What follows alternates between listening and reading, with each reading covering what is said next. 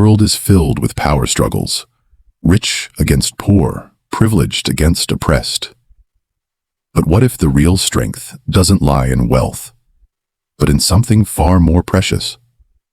The knowledge that comes from struggle, the wisdom inherited through generations, and the quiet strength of those whom society overlooks. This is the story of a poor boy who did what millions of dollars couldn't.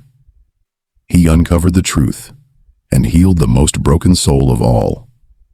It was a cold, oppressive day when Daniel Thompson, just 12 years old, dared to knock on the massive doors of the Whitmore estate. The mansion, towering above the modest houses across the street, had been a symbol of everything Daniel's family lacked. Wealth, privilege, and power. Three things that had shaped the world around him. But it was something far more precious, something his family had passed down through generations that would tip the scales in this battle. He wasn't just knocking to ask for help. He was offering something that Victoria Whitmore, the bitter, wheelchair-bound millionaire, had no idea she needed. "Ma'am, I can cure you," Daniel said, his voice steady but carrying the weight of years of watching his grandmother suffer. "But I need your leftovers." Victoria's sharp laugh rang out, cutting through the air with disdain, and for a moment, the cold marble halls felt even colder. "Do you really think I'd believe some macumba from a slum kid?" she sneered, her eyes narrowing with contempt. Her words were sharp, meant to wound, but Daniel didn't flinch. He had heard much worse in his life. In fact, it was the sting of such words that had sharpened him into the boy he was today. "I'm serious," he continued, standing his ground, a calmness that surprised even him taking hold. "I can make you walk again. Just give me the food you throw away." Victoria's eyes flashed with derision, her lips curling into a cold, amused smile. "I've spent over $15 million on the best doctors in the world, and you think a street urchin like you can do what they couldn't?" Her mocking tone echoed through the hallway, but Daniel didn't move, didn't falter. He had spent weeks studying her routine, watching from the shadows of his small apartment, his eyes trained to see what others missed. And now, it was his turn to reveal what he had learned.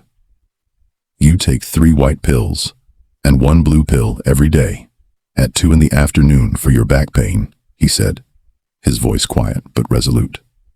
"And you always complain that your legs feel cold, even in the heat."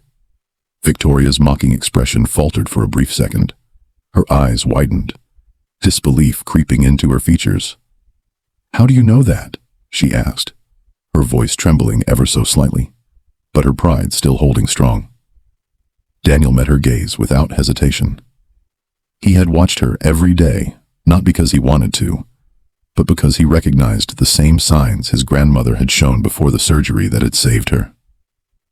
What Victoria didn't know was that Daniel's family had a history of healing, passed down from his great-great-grandmother, a midwife and healer from Mississippi. He had learned more from his grandmother's wisdom than any doctor's diploma could teach him. "You don't need more medicine," Daniel said, softly but firmly. "You need someone who understands that sometimes healing comes from places we least expect." Victoria slammed the door in his face. The echo of it reverberated in his chest. But Daniel wasn't deterred. He had expected this. But something in her eyes as she closed the door, a flicker of doubt, maybe even fear, told him everything he needed to know. She knew, deep down, that something was wrong. And now, she would be forced to face it. The next few days were quiet, but Daniel couldn't shake the feeling that Victoria wasn't just angry. She was scared. And that fear drove her to investigate. Through her connections, she learned more about the boy who had dared to confront her. Daniel Thompson, a 12-year-old living in the Riverside Gardens housing complex with his grandmother. No criminal record, a private school scholarship, and excellent grades. But there was one detail in the report that bothered her. Ruth Thompson, Daniel's grandmother, had made an inexplicable recovery from a severe case of diabetes 2 years ago. An improvement so unexpected, it was classified as clinically undocumented. Victoria brushed it off as a bureaucratic error. After all, what could an old black woman from a public hospital possibly know about medicine? Daniel sat on the porch with his grandmother later that evening, deep in thought. He had studied Victoria for days, and he knew the truth now. She wasn't paralyzed. Not in the way anyone thought. Her paralysis was a prison of her own making.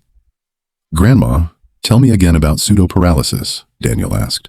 Ruth looked at him, her eyes glinting with pride. "Smart boy," she said. "You're learning what I taught you." Her legs tense when she doesn't realize she's being watched. Her muscles respond to emotional stimuli. That's not physical paralysis, Daniel. That's psychological. Daniel nodded. He had seen the signs. The way Victoria's feet would twitch when she shouted at her staff. How her legs would stiffen whenever she was upset. It was subtle, almost imperceptible. But it was there. And now it was up to him to heal her. Not just her body, but the chains her mind had created. The following week, Daniel made another approach. This time, he was ready. Armed with knowledge, with understanding, and with something more powerful than any amount of money could buy. Empathy. Victoria's personal neurologist, Dr. Hartwell, confirmed Daniel's diagnosis. "There is neural activity in areas that should be inactive," he said, his voice tinged with uncertainty. "Her paralysis is real, but it's psychosomatic. It's trauma manifested physically." Victoria's face twisted with anger. "Are you saying I've been faking it? That I've spent 8 years in this chair for fun?" The truth was too much for her to bear, and she pushed Dr. Hartwell away. She would rather remain in denial than confront the reality of her situation. But Daniel wasn't going to let her hide from the truth. Not anymore.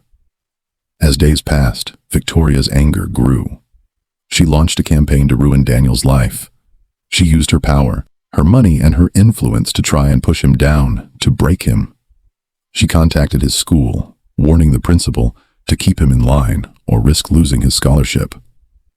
She used her status to make life harder for him and his grandmother, threatening eviction from their apartment. But Daniel wasn't afraid.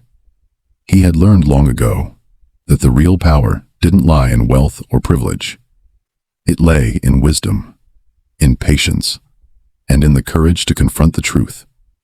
It all came to a head one Sunday morning when Daniel arrived at Victoria's doorstep, no longer using the back door reserved for people like him. This time, he was stepping into her world. "Good morning, Victoria," Daniel said, his voice calm but unwavering. Victoria opened the door, ready to send him away with her usual venom. But something in Daniel's eyes stopped her. "I've come to keep my promise," he said softly. "Today is the day you're going to walk again." Before she could react, Ruth stepped forward, carrying an old leather briefcase. "Victoria Kowalski, daughter of Polish immigrants born July 19th, 1975. Victoria froze. Ruth laid out the evidence, her fake paralysis, her husband's altered will, the medical fraud. "You don't understand," Victoria whispered, her voice trembling. "He was going to leave me with nothing. I gave the best years of my life to that man." Daniel's eyes softened. "And now, you'll have to face the truth." Victoria's facade cracked, and in that moment, her world came crashing down. Her lies had been exposed, and the empire she had built on them was crumbling. As Victoria sat in a cold, empty prison cell, Daniel's life had taken a dramatic turn. The mansion, once a symbol of wealth and privilege, had become a community center, funded by Victoria's confiscated assets. Daniel had become the youngest student to ever attend Harvard, on a full scholarship to study medicine. But perhaps the greatest victory wasn't in the accolades or the recognition. It was in the way Daniel had healed not just a body, but a soul. The healing he had offered Victoria wasn't just physical. It was the kind of healing that changed a person's heart. This story is a reminder that true wisdom and strength don't come from wealth or power. They come from the resilience of those who refuse to be broken, who understand the power of patience, observation, and humility. Daniel Thompson proved that even in the face of overwhelming odds, the most powerful remedies come from where we least expect them.